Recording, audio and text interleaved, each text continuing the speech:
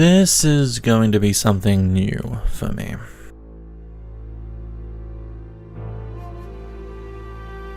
Hi there, my name is Faye. Up until now, my channel has been more or less dead, and when I do upload content, it's long let's plays with commentary while I play.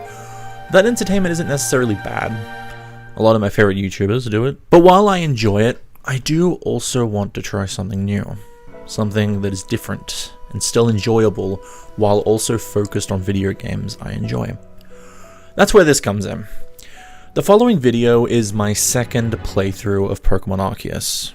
At least the first part. This is going to be split into multiple parts because of how long it's been taking. It will be edited down to contain important moments, funny and entertaining moments I believe viewers like you will enjoy, and my aim is that it can make someone's day better, and perhaps get a little laugh out, or even fill someone with motivation to work on their wants and goals. With that said, let's get into the video. Little disclaimer, this script for the video was currently 3,000 words in the making, and I've only just now gotten freedom in the first wild location. It's sort of evolved into me displaying my thoughts on a few things as we go through the narrative, so it's both a Nuzlocke and sort of almost a review at the same time. I would cut out a few things to lower it, but I feel like that would take away from the experience, and at worst case, this might reach like a half an hour long or 40 minutes, and I don't mind really.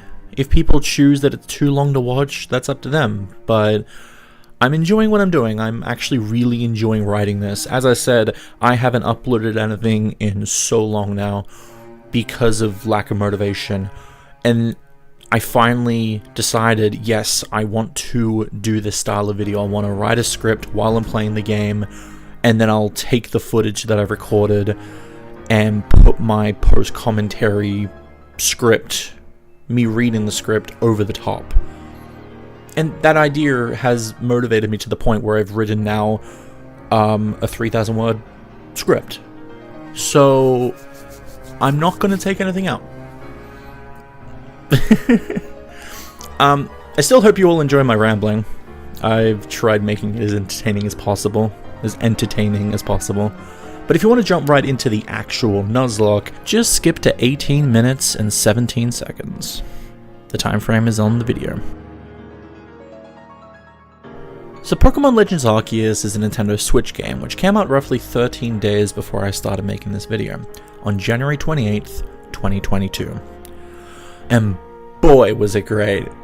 I've always enjoyed Pokemon games. Even the distasteful remakes of Bug Diamond and Brilliant Diamond and Shining Pearl. The act of going around collecting cute and deadly monsters to complete your encyclopedia that's basically Stanley's Big Book of Everything Pokemon is truly a fun quest.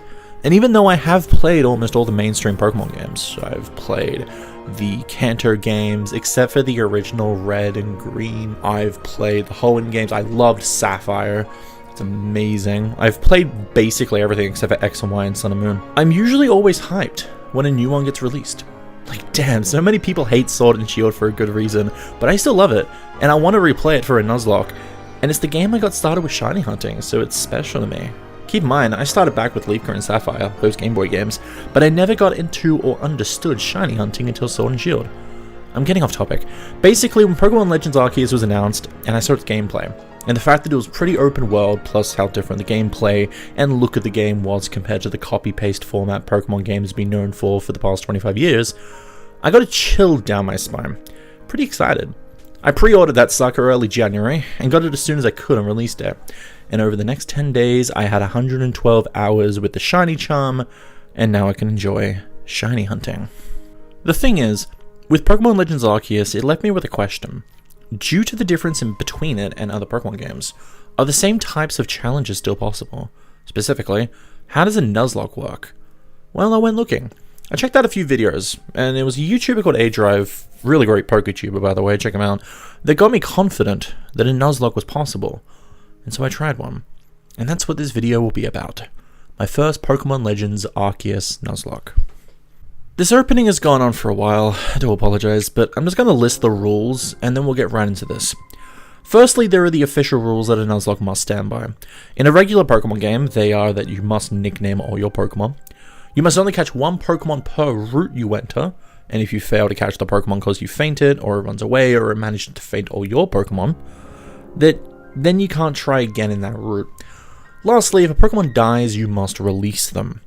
Now, the first and last rule are all possible in Arceus, and just as simple to do as a regular Pokemon game.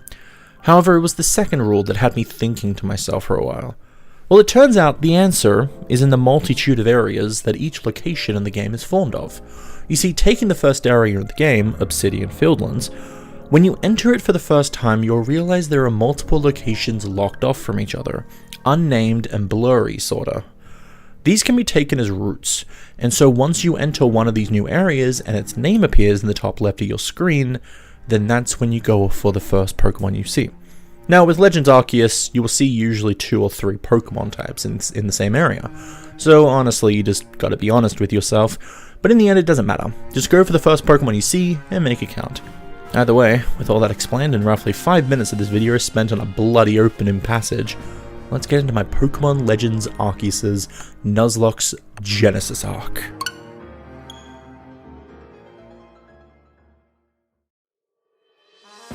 I went the blonde girl in my first playthrough, who ended up changing her hair to be dark red, so I'll go for a basic looking boy this time. And thus we're faced with God. Well, that was a fast game, we met Arceus already, GG! 10 out of 10, can't wait for wait. You're sending me away? What am I, Jesus? You're that displeased with me? We're supposedly from the X and Y games, which some people connected to based on the shirt we're wearing. And now we've been handpicked by the God himself to go back centuries in time to the Hisui region, that which will be called Sinnoh one day, and lead them all on a better path so they can atone for their sins. Or at least, I'd laugh if that's what happened, but in fact what happens is we are seen dropping out of a giant black rift in the sky, and yet we're welcomed with open arms. The professor who finds us is pretty sweet, and I actually really like how the professor feels like part of the story in this game, rather than just being an old dude who sends you in the world, then randomly appears here and there for plot reasons. Besides, Professor Lavington is something of a professor himself. I answer the questions as vaguely as possible, because if we're pulling a Danganronpa amnesiac plot here, we're going to do it right. And then the professor just lets his Pokemon run away. It's later explained they do have Pokeballs when he gives us our Pokemon, so why didn't he put them back as soon as possible? Oh, right. He found us and got worried. Good guy, I love Lavington. Well, we think about- ooh, pretty phone! Well, we are from the future, although this new Arc Phone 20 really must be hard to get in your pockets with the point curves. As I was saying, we thank the professor by getting his Pokemon back- wait, what did he say? Pokemon can shrink themselves. I thought it was the Pokeballs that were capable of doing that, but this game says Pokemon were always able to do such a thing. Was there ever any canon lore on the science behind this? I don't know. Anyway, and then to thank our act of thanks, the professor allows us safe passage into his home village, as long as we agree to help his scrapbook of a Pokedex, which I do, obviously. The village of Jubilife. A pretty lovely place with NPCs I kinda liked, but sadly don't end up really having any unique personality traits, besides the overall villager personality that is, we're scared of Pokemon, but you make us want to get to know them better. Anyway, the professor has us wait at a place called the Wallflower, and it appears the Arc Phone heard us and put a destination point on its map for us. Now that's some Deus Ex Machina and technology there, thank God. At the Wallflower, it's clear we're unwanted, but it's here we meet Akari. She doesn't sound happy at the professor's proposal to have us help with the Pokedex, yet the kid was bedridden by a Thundershock. Either that was a strong Thundershock or we need better people working at the Galaxy team. Talking about the Galaxy team, Cyrus's doppelganger of an ancestor shows up. Cylene's pretty cool. And while I will probably joke about the characters that are clearly duplicates of other characters with no end, a lot of them are written fantastically. Also, it's quite surprised me that based on their logo and their name, it seems we play as Team Galactic in their origin days. It's quite extraordinary, and shows what the original Team Galactic did before they became, well, Team Galactic. The professor and Akari decide to invite us for a meal. A delicious potato mochi, which is literally the only meal we'll ever eat for this entire game. Damn, does anyone know about dietary values? Silene offers us a crib for the night, and oh my fucking god, did you just say the big old D-E-A-T-H? Is this a Pokemon game anymore? Get the children away from this one. Our room looks pretty nice, and so after a pleasant night rest, that was totally silent and not foreshadowing danger at all. You're imagining things. We wake up for our trial given to us by Silene to test our skills. That's skills with a Z. Our trial is simple. Go out to a place called the Obsidian Fieldlands, otherwise known as the southwest of Sinnoh, where locations like Twinleaf Town and Sandrum Town will be located one day, and catch a Bidoof, a Starly, and a Shinx. Easy. I also really love Akari's face here, when she realizes you need to catch 3 Pokemon in a row. A certain commander, later on, has a similar mouth-opened expression, and god, every time I see it, I crack up. The professor drags us out, and it's here we get to choose our starter Pokemon. Thanks, prof. Now, the rules of the Nuzlocke won't start until after our trial. We have no control over who we catch first, since the trial forces us to catch a Bidoof first. And even in a Nuzlocke, there is still some control the player can have in what Pokemon they get. That being said, when the professor was telling us about these 3 starter Pokemon, he did tell us about Rowlet first. And so, Rowlet it is. Such an adorable little bub. He's going to help us big time in our journey and definitely not die on us and ruin our run. Now, the Great Deku Tree on the other hand will bring us to glory and victory. Where does the Deku Tree fit into all this, you ask? Well, Rowlet's final evolution, Decidueye, I can never pronounce it. I would always misread it as Dekudii. So I'm calling Rowlet the bub of Deku. Nicknaming is a bit different in this game, just like teaching your Pokemon moves, as it's all done in the menu. A nice quality of life change.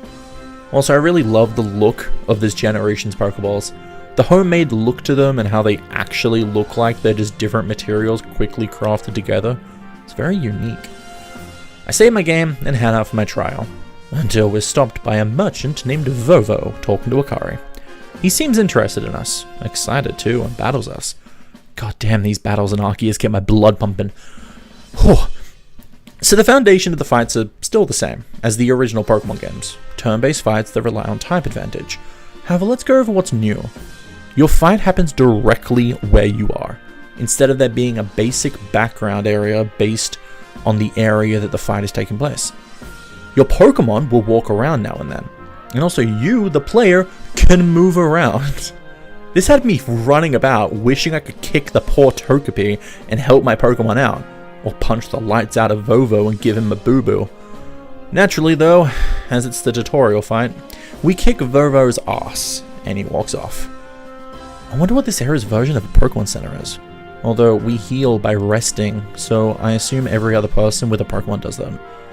Anyway, after all this build-up, after all of this story, we can finally head out into the Obsidian Fieldlands.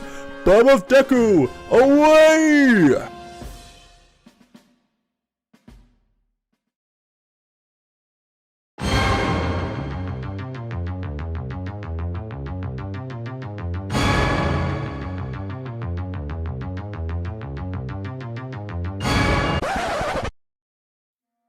Obsidian Fieldlands. An area covered in grass, forest, and water. It's a pretty lovely starting area for this game, and even 112 hours into this game, I enjoy coming here. Akari has us start work immediately, and we find out our first victim. A Bidoof. I get close, and BAM! Caught in one bowl, baby. Damn those skills. Next is Starly. It seems Starly is prone to being spooked, so we have to Horizon Zero Dawn these Pokemon and crouch in the tall grass, so we're totally not still visible. There, we can creep up and second BAM! Starly's caught in one bowl too. I should get a cookie for this. I'm gonna Pokeroll. Lastly, Shinx, a dangerous and easily aggravated Pokemon. Akari teaches us that we can use our Pokemon to fight. Though I'm sure we knew that already, but also, we can use our Pokemon to play Animal Crossing. Get those apricorns from the trees. I send Rowlet to fight Shinx. even throwing in a few 1-2s myself to help my Pokemon out. But then something happens. Rowlet betrays me, and his leafage hits me onto my arse. How he dares hurt me? His own trainer. After all, we've beat... actually, he did only just meet me, and he is level 5. So he mustn't have must training. I'll let him off this once. We kiss and make up, and Rowlet puts the Shinx down to finish it. Oh, we're meant to catch it. Fuck. I mean, yeah, we caught it. Shinx with no problem, and with that, the trial's over. With our achievement, the professor takes a commemorative photograph with... Is that a camera? Did they have cameras back in this era? Come on, man. At least use my Arc for in 20. It comes with filters and more. Either way, we head back to Jubilife to announce the good news. With someone like the captain happy at our success, who can't smile? She equips us with a new outfit, lets us continue to stay in our quarters, and then we go up to the 3rd floor, where we meet the man himself, the legend foretold. The man who does nothing but stand in this room until the end game, Commander Kamado. He's a strong man, though, throwing a kid that's a third of his age across the room. Terrifying. My only real problem with Kamado is that his conversations between the player and you, but sorry, that was completely wrong, between him and the player, feel like they repeat. He always talks about how people won't accept you because you fell from the sky randomly and you need to earn their trust. In my original playthrough, I kept up to date with all the requests you get to help the village, and he keeps saying the same thing. Like, come on, the people love me, stop it. Anyway, he welcomes you, and then Silene straight up calls you nothing. A no star. Oh, never mind, it's just their ranking system. Still, why call it no star? That's hurtful. At least the word novice shows you have room to improve, but no star sounds like you got no potential. Akari introduces you to crafting, a process you'll be expected to master to make progress in this game. Laventon then gives us our very own Pokedex. In this game, since technology isn't a thing, except for my Arc for 20, which is exclusively mine, no one else is allowed. Don't touch it! It's a scrapbook. The professor personally writes in each time you check in with him, and you have notes from your adventures. The way I see it, our character is finding the time to write down notes while Pokemon are trying to burn, electrocute, and peck at him, and these notes give the professor an idea on how these Pokemon live. I don't see how else he gets this information. It's not like he steps into the darn wild. We decide to head out for some research tasks, but a brave guard asks for our help. He's looking for a Wurmple, and asks if we can get him one. These kind of requests are everywhere. They'll ask for either a specific Pokemon or a Pokemon's Pokedex entry filled out. Sadly, since this is a Nuzlocke, I'll not be doing most of these requests. Only the requests that require filled Pokedex entries, and only if I manage to catch that Pokemon in my Nuzlocke. I will not bend the rules for the lives of this village.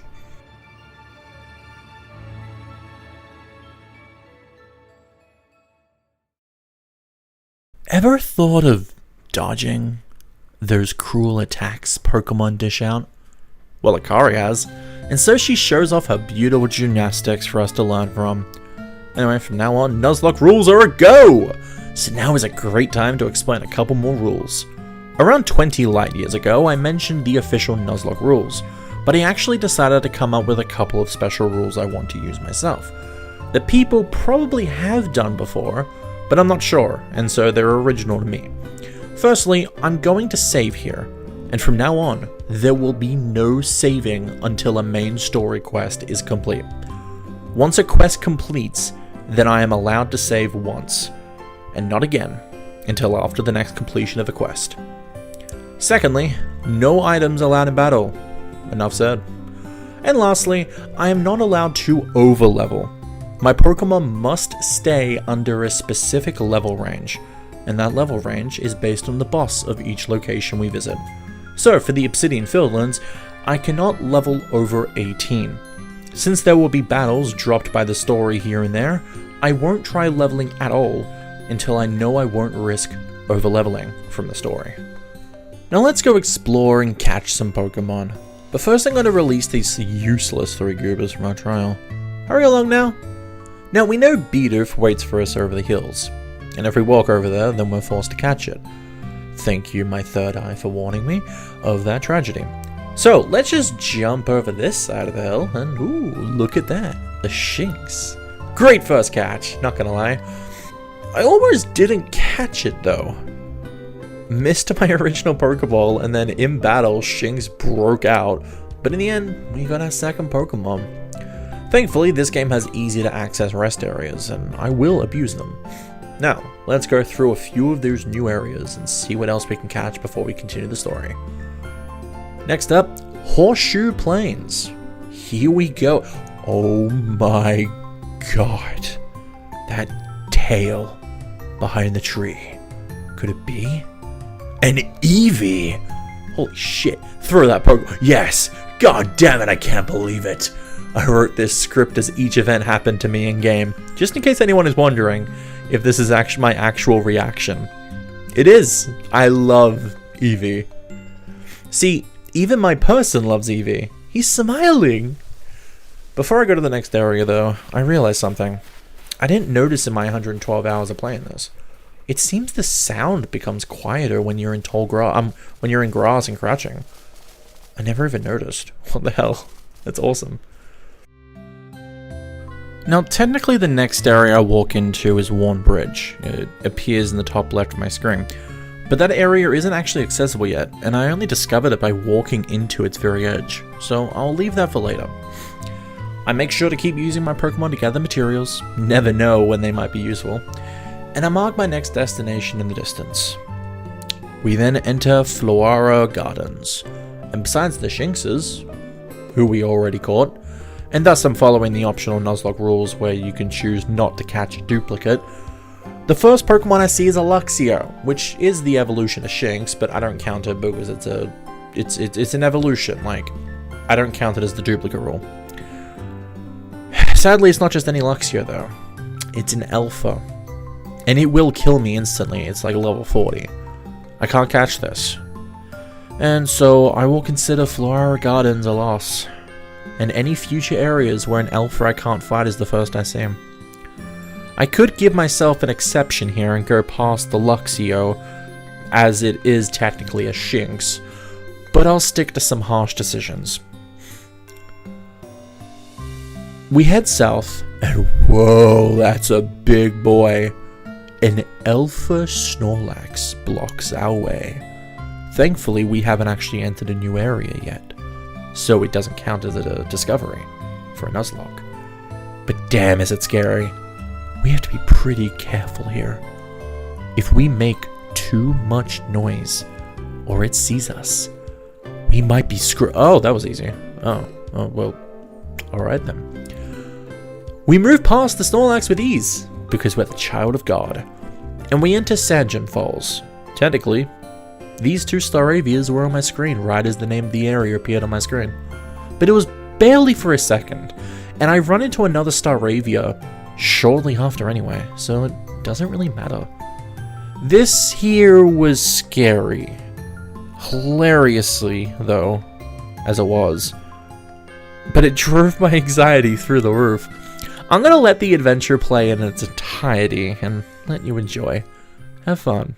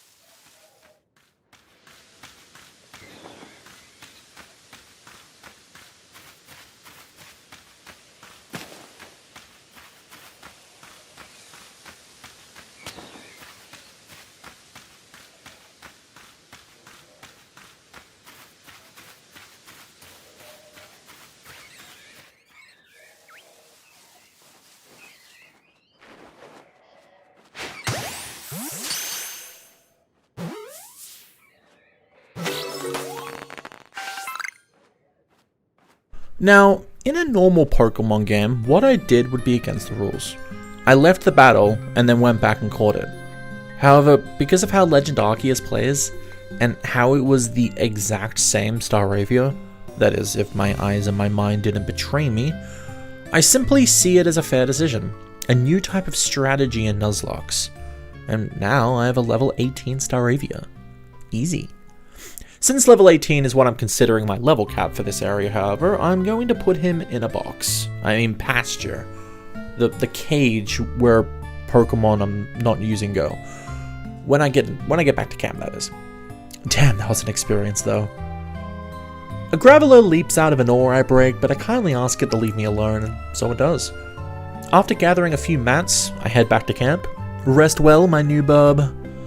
And with that, I've caught all the Pokemon I can. So let's go find Akari. She teaches us some pretty niche things, like how to open the Pokedex directly to the page of the Pokemon we're targeting at the time, and that some Pokemon like Buizel require us to see them use moves in battle. However, she does give us our portable own crafting kit to use on the go. Although, because fast travel is a thing in this game, I never used the crafting kit and always went back to camp to craft. The recipe for potions she gives us is cool though.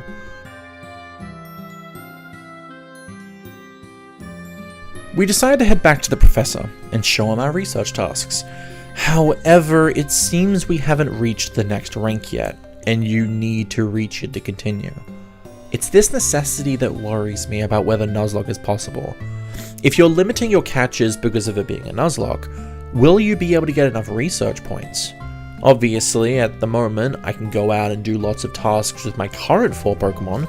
Yes, I'll use Staravia to complete his research tasks if need be, but if there comes a point where I'm locked behind needing more points to rank up, and the story requires me to rank up, and my current Pokemon won't offer me enough points, then I might have to force myself to go out and catch other Pokemon. However, if that does occur, I'll just release those Pokemon after I'm finished with them, and they simply will just be to get through the story, nothing else. With that, I decided to go out and fill out as much tasks as I could. Rowlet used Leafage a shit ton, and Roost. Shinx used Quick Attack and Bite, and Eevee used Quick Attack a lot. A lot, I mean, like Eevee had to use it 40 times. Holy shit. I did as much of their tasks as I could, and now we see how far it gets us. Perfect. Rank 1 is met. Let's show the captain our hard work.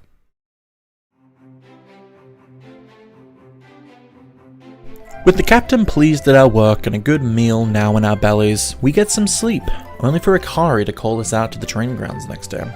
She wants to get better at battling and getting her partner Pokemon's trust. Her partner is a Pikachu, as it's the mascot Pokemon to be fair, and honestly it kicks my ass a bit. Lightning Pokemon and their paralysis effects are so strong in this game. I'd abuse it with my Luxray in my original playthrough, and now suffering it myself, it had me scared for my poor Eevee's life. Thankfully I could switch out though, and give Pikachu a reminder of who is in charge. We also meet Zizu, a lovely woman who acts as your move tutor in exchange for money. She's pretty cool. With that, a new quest starts, and I'm going to use this chance to save. I also just realized writing this that autosave is on for me, so I'm gonna turn that off. My bad. It's time we head back out. Akari mentioned meeting someone called Mai for a request she might need help with, so we better— Holy God's butt cheeks, Vovo! What the hell, dude? He teaches us a nice trick where Pokemon are caught off guard when hit from their rear, but nothing more. Mai is a nice character, a warden she says, and her partner Munchlax is no pushover, since they were raised together like siblings. We get to see that firsthand in a battle, and boy Munchlax is tanky. I had to switch to Shinx after Munchlax hit my Eevee only twice. Thankfully, Shinx's Thunder Shock paralyzed Munchlax. Although, even if it had it, I do believe my Rowlet could have handled it with none of my party fainting. Mai gives us a little tale of Almighty Sinnoh, the one who controls time. Then she bids us follow up the hill to take care of an Alpha Pokemon. So, off we go. To catch Pokemon, that is. The name Deer Track Path comes up in the top left of my screen, and a Kricketot is right in front of me. Sadly, it saw me immediately. Darn cutscene putting me in the open like this. Sadly, the Kricketot gets away. Shame. Thankfully, after going east at first, only to realize it's a dead end with an Alpha Floatzel and I'd rather stay away from that, I go west, into Windswept Run, where the first Pokemon I see again is, you guessed it, another Kricketot. They populate this area like fucking vermin. This time I managed to catch it. I've always viewed bug types, like Wurmple, Caterpie, Weedle, Kricketot, as weak Pokemon to have when up against challenges in Pokemon games. But we might make this work, if we're lucky. I continue heading south, barely creeping past this Alpha Kricketune, and soon I enter Tidewater Dam. The first Pokemon I see is a Kricketune, clearly the evolution of Kricketot, which I just caught. Yet, for some reason, I instinctively caught it instead of using the duplicate Nuzlocke optional rule. Though I guess with the Luxio earlier, I've sort of ruled it out that evolutions don't count unless I've evolved my Pokemon into that evolution. So technically this does abide by the rules and I was right to do this. I must have missed the name appearing in the top left, but checking my map, I realize I'm in Nature's Pantry now. So because I'm unclear when exactly I ended, I go after the Paris that's right in front of me. I succeed, even though I missed the back attack. Perfect. Also, it seems like Kricketot's ready to evolve, but I won't do that yet until I've finished its research tasks. It's important. Funnily enough, I run into a Pikachu. I spent an hour resting and changing the time of day in my original playthrough in hopes to find and catch a Pikachu for the Pokedex, only to have to rely on growing friendship with a more common Pichu. I hate that I found one so easily here and I can't catch it. Ugh. I then find myself on the actual area for Warm Bridge, and because a Geodude that was already in the area saw me, I decided to try taking it for myself. I was tempted to use Leafage and see if perhaps it'd get in the red, but I decided to keep it safe and use Gust twice, to get it low in yellow, and thankfully it was enough for a Pokeball to catch it. Geodude is mine. Right around the corner of Warm Bridge was Grueling Grove, and the first Pokemon I see is a lovely Dustox. Yay, more bugs. With a passionately thought out back attack, I managed to catch it, and because it's level 18 just like the Staravia earlier, I'll be putting it in my pastures until the beginning of the end of the Obsidian Fieldlands, once I get back to camp. Last but not least, I head to Orboro Tunnels, which I feel like is meant to be a reference to the city of Orbor, where the first gym leader Rourke lives in the Sinnoh region, but I'm unsure. And it's there I spot both a Machop and a Zubat. In the moment, I felt Machop was in my sight before Zubat, and so I managed to catch him. Then, while avoiding the Zubats, I get all the materials I can and ditch for the camp. After a rest until morning and putting Dustox into a pasture, I rearrange my party where I switch Kricketune for Geodude and Paris for Machop, giving my team a decent amount of variety if I'm being honest. This makes me love the Obsidian Fieldlands as a starting area even more, even in a Nuzlocke, where your team is completely random mostly. Your team is capable of getting great variety early on.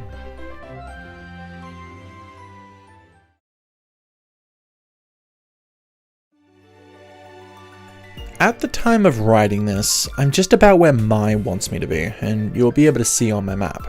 Well, earlier when I was walking between Nature's Pantry and Warm Bridge, in the top left of my screen appeared the name Deer Track, and I shrugged it off as it's saying I was back in Deer Track Path, an area I failed to catch the Kricketot. However, now I'm realizing it was showing me Deer Track Heights, an area I hadn't caught a Pokemon in yet. I do apologize for not realizing this mistake, though I will take this revisit of Deer Track Heights as my chance to catch something. The first Pokemon I saw was a Geodude, but I have it already, and so I end up discovering a Starly, who at first gets spooked. but thankfully it doesn't run away, and I smartly decide to hide and let it calm down. It has a cute waddle though, as it walks back to its original location. One Pokeball to the back and BAM!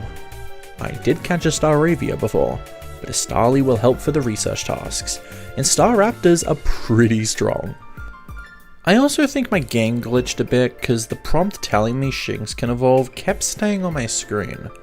I had to open my map and get rid of it. Wonder how long it would have stayed there for. With that, I head to where Maya's and continue the story. There is 3 other areas, 2 of which I can't really access and 1 we'll visit later in the story, so for now they can wait. It turns out the area Maya wants to go to is where she talks to a Pokemon blessed by Almighty Sinnoh of Time. However, the area has an Alpha Kricketune infestation. Let's help her get rid of it. I send out Geodude, thinking its rock moves can help against the bug, because that makes sense. And it gets completely destroyed. One Absorb manages to take Geodude out completely, shocking me that I forgot Kricketune can learn Absorb. I've always viewed bug types as weak Pokemon to have when up against challenges in Pokemon games. Doesn't end there. I sent Rowlet out because it knows flying type moves. But the goddamn Kricketune knows flying type moves too. And with 2 aerial aces in a row, it kills Burb of Deku, horrifying me. 1 Alpha and 2 of my Pokemon, including my very own starter, are dead. I still have others in my team. It's not a complete loss, but I felt horrible that I didn't plan ahead. Thankfully, I decided to send out Marchop, and I'm honestly unsure why when Kricketune could have aerial aced it, and it finishes Kricketune off with a tackle. Let's hope things get better from here on. With Kricketune executed like it deserves, we are able to meet the lovely and wonderful and probably wise Wordeer, which is a Hisuian evolution of Stantler. It seems to accept us, and then walks away with, I assume, thanks. Akari then shows up and we set up a camp. A new one in the middle of the Obsidian Fieldlands which allows faster travel around. But we don't stay because the story forces us to leave immediately. With a meal and a foreshadowing towards a future fight, we get some rest and are immediately met with 2 new characters. Adaman, leader of the Diamond Clan, and Arita, leader of the Pearl Clan. They each believe in a different Almighty Sinnoh. Adaman and his Diamond Clan believe in the Almighty Sinnoh that controls time, while Arita and her Pearl Clan believe in the Almighty Sinnoh that controls space. If you've played Diamond and Pearl, you know what this means. We meet with the commander where it's explained one of the nobles of the Pearl Clan has been struck by powerful lightning, causing it to go insane. Because we're the prodigy, and we are sent to research what's happened. Silene calls us downstairs to brief the mission. With that, we decide we should do some research into what offerings the Pearl Clan give their noble cleaver, and so we head off. But for now, I believe this might be a good stopping point. I've reached almost the 6,000 word mark of this script, and I worry the video will turn to be a bit long. But I'll make sure to dial down the commentary next time. I'm going to put my Geodude and Rowlet that died against the Kricketune in the last pasture instead of releasing them. A way of commemorating their efforts and to remember them. But also, I'm going to quickly do something I forgot. Because while fighting Kricketune, I realized something. I forgot to nickname my Pokemon. With that in mind, these are the following nicknames from my current Pokemon I've caught. Shinx is now Shox, with a Z. Eevee is Fluffy Ball. Kricketot is D-Whoop, in reference to a Kricketune's cry. My actual Kricketune is D-Whoop 2. Marchop is One Punch. Staravia is Flying Burb. Starly is Soaring Burb. Dustox is now Toxic Mess, because he literally is. And lastly, Paris is Mushy Boy. That's it, nicknames done. Hope you guys enjoyed. I'll see you guys next time.